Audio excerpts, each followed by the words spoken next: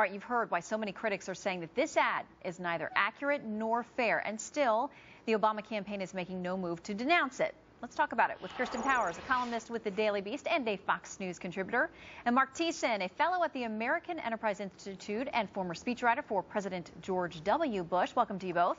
Thank you. Hi, Shannon. All right, Kirsten, as more and more comes to light, we get details about what did and didn't happen. Do you think at some point it would be appropriate for the campaign or the White House to address this? Well, it's a difficult situation because, of course, the White House isn't responsible for the ad per se. It's done by a super PAC.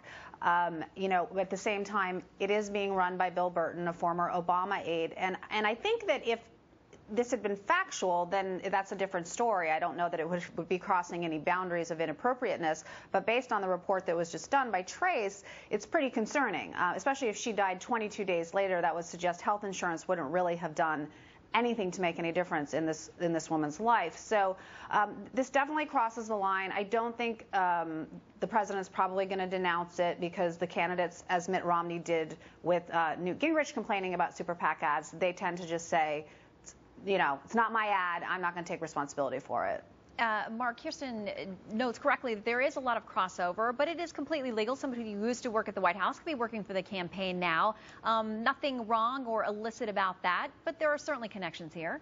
Well, sure, but I mean, look, Kirsten says that that they're not responsible for the ad, but the fact is this line of attack came directly from the Obama campaign. I mean, yesterday Stephanie Cutter said, and I'll quote, "I don't know the facts of when Joe Soptic's wife got sick or when she died."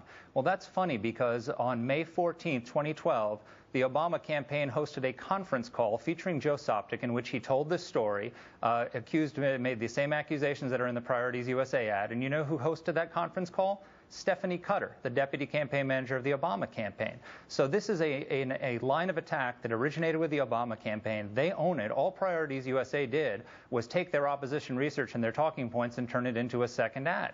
And by the way, it's part of a larger pattern of mudslinging coming out of the Obama and the Democrats. I mean, this is just a couple of weeks after Stephanie Cutter, the same person who misled us about her knowledge of Joe Soptic's accusations. She was the one who said that Mitt Romney potentially committed a felony without any evidence whatsoever with his findings of the SEC. This is a week after Harry Reid went out on national television on the Senate floor and accused Mitt Romney without any evidence of having not paid his taxes for 10 years. And now we've got a new ad with opposition research from the Obama campaign accusing Mitt Romney of killing a woman. All right, Kirsten, I want to bring you in, but first of all, we do have a little bit of the sound from the conference call that Stephanie Cutter took part in, along with Joe Soptic, who is the gentleman featured in these ads. Let's listen to that. After we lost our jobs, we found out that we were going to lose our health insurance and that our pensions hadn't been funded like Bain promised they would be. I was lucky to find another job as a custodian in a local school district.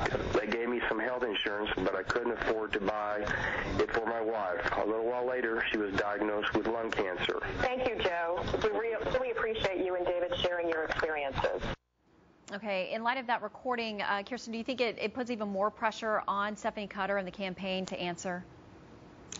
Yeah, I mean, there is pressure. I'm just saying I don't think that they'll probably do it. Look, if it was me, I wouldn't want to be associated with this ad.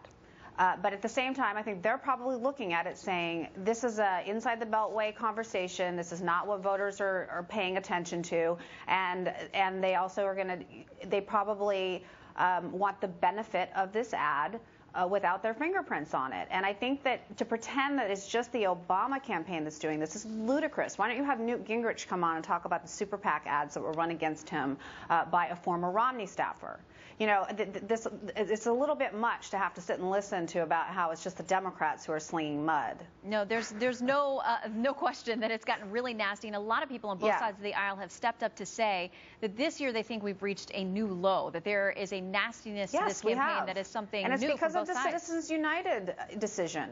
The Republicans were all in favor of this decision before, and then I think that's where you have Obama being such a hypocrite about the Citizens United decision, where now Democrats are going out and doing exactly what all the concerns were, which is making attacks where there is no blowback for the candidate necessarily because it's not being done by them. Well, in his State of the Union earlier this year, he said, unless we lower the temperature in this town, we have to do that. We need to end the notion that the two parties must be locked in a perpetual campaign of mutual destruction. Mark, is there any other way in 2012? Well, you know what, to say that that this is somehow this is all to do with Newt Gingrich. I condemn Newt Gingrich when he did the same kind of attack. But the point is here, this isn't about Citizens United. This is about the fact that the Obama campaign has its fingerprints all over this line of attack. They came up with this. They put Joe Sopcich on a conference call with the press where he made the scurrilous accusations against Mitt Romney on that conference call that you just played with Stephanie Cutter, who is the deputy campaign manager of the Obama campaign. And all of a sudden she's on television saying, I've never heard of this story. I don't know anything about it. We have nothing to do with Priorities USA. Well, they do have a lot to do with Priorities USA. They came up with this opposition research. They fed this to the press. They flacked it. And all Priorities USA did was take their opposition research and put it on the air. And so this goes directly back to the Obama campaign. All right. We got to leave it there. Kirsten and Mark, thank you both very much. And again, we continue to reach out to the White House and the campaign for any further comments they'd like to make on the ad. Thank you both. And there are new calls for an investigation